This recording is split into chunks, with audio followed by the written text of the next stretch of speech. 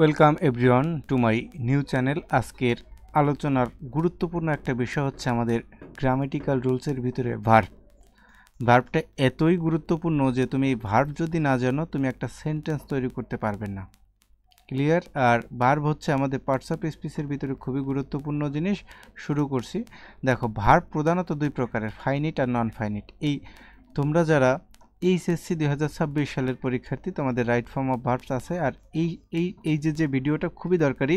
কেমন দেখো, ভার্ব হচ্ছে দুই প্রকার, একটা হচ্ছে ফাইনিট আর একটা হচ্ছে নন ফাইনিট।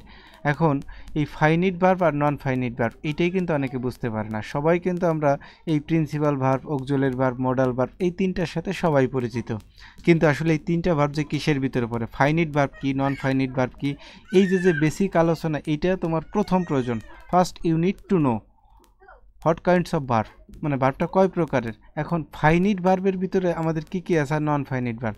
তোমাকে সহজে বুঝতে হবে যে নন ফাইনিট ভার্বটা হচ্ছে যে এখানে আমাদের ইনফিনিটিভ টু প্লাস আমাদের V1 মানে মূল ভার্ব, টু প্লাস মূল ভার্ব, এটা হচ্ছে আমাদের এটা হচ্ছে নন ফাইনিট ভার্বের ভিতরে ইনফিনিটিভ। এরপর হচ্ছে এই ভার্বের সাথে আমাদের কি হয়, আইএনজি যোগ হয়। ভার্বের সাথে হচ্ছে আমাদের জি যোগ হয়। এটা এই ভার্বের সাথে আইএনজি যোগ হলে হয় জিরান্ড হয় অথবা পার্টিসিপল হয়। তার মানে মূল কথা হচ্ছে ইনফিনিটিভ, জিরান্ড, পার্টিসিপল, এই তিনটা হচ্ছে নন ফাইনিট ভার্বের ভিতরে। অনেকে কিন্তু এটা বুঝতে পারে না। আর বাকি যা আছে সব ফাইনিট ভার্ব। এখন যদি বলি যে হি ইজ হ্যাপি, তাহলে ইজটা কি ভার্ব? Finite verb. এই ইজ হচ্ছে অক্সিলারি ভার্ব, আর অক্সিলারি ভার্ব মানে ফাইনিট ভার্ব। তোমাকে এই থিমটুক শিখতে হবে কিন্তু প্রথমে, যে ফাইনিট কি, নন ফাইনিট কি। ফাইনিট ভার্বটা হচ্ছে যে আমাদের নন ফাইনিটের বিপরীত। কীরকম? নন ফাইনিটের যে তিনটা আছে এ বাদে সমস্ত ভার্বই ফাইনিট ভার্ব। এখন আমি যদি বলি ক্যান, কোন ভার্ব? আমি বলতে পারি মডাল ভার্ব অথবা ফাইনিট ভার্ব। আমি যদি বলি উড, এটা কি ভার্ব? মডাল ভার্ব অথবা ফাইনিট ভার্ব। আমি যদি বলি আচ্ছা আই স দ্য কার, আমি গাড়িটি দেখেছিলাম, এইবার এই সটা কি ভার্ব? Finite verb. এটা হচ্ছে আমাদের প্রিন্সিপাল ভার্ব। মানে মূল কথা হচ্ছে ফাইনিট ভার্বের ভিতরে প্রিন্সিপাল ভার্ব, ফাইনিট ভার্বের ভিতরে অক্সিলারি ভার্ব, ফাইনিট ভার্বের ভিতরে ট্রানজিটিভ, ইনট্রানজিটিভ, প্রাইমারি, মডাল, সবগুলোই হচ্ছে ফাইনিট ভার্ব। তা আজকে মূল বিষয়বস্তু হচ্ছে আমাদের ফাইনিট আর নন ফাইনিট। এখন দেখো এক একটা করে যাই। প্রিন্সিপাল ভার্ব হচ্ছে যে ভার্বটা একেবারে প্রধান রূপে ব্যবহৃত হয়। যেমন আমি যদি বলি আই গো টু কলেজ, আমি কলেজে যাই, এই গোটা হচ্ছে কি প্রিন্সিপাল ভার্ব। আর যদি বলি যে অক্সিলারি ভার্বটা কি, এই অক্সিলারি ভার্বটা হচ্ছে যে he is going to college, এই যে ইজটা সেটা হচ্ছে কি verb? Auxiliary verb. Transitive verb, যার সমাপিকা ক্রিয়া থাকবে, যার অবজেক্ট থাকবে সেটা ট্রানজিটিভ, যার অবজেক্ট থাকবে না সেটা ইনট্রানজিটিভ। কীরকম?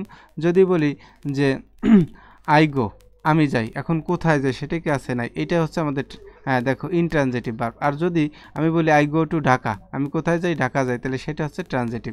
যার অবজেক্ট থাকবে সেটা ট্রানজিটিভ, যার অবজেক্ট থাকবে না ইনট্রানজিটিভ। প্রাইমারি আর হচ্ছে মডাল অক্সিলারি ভার্ব।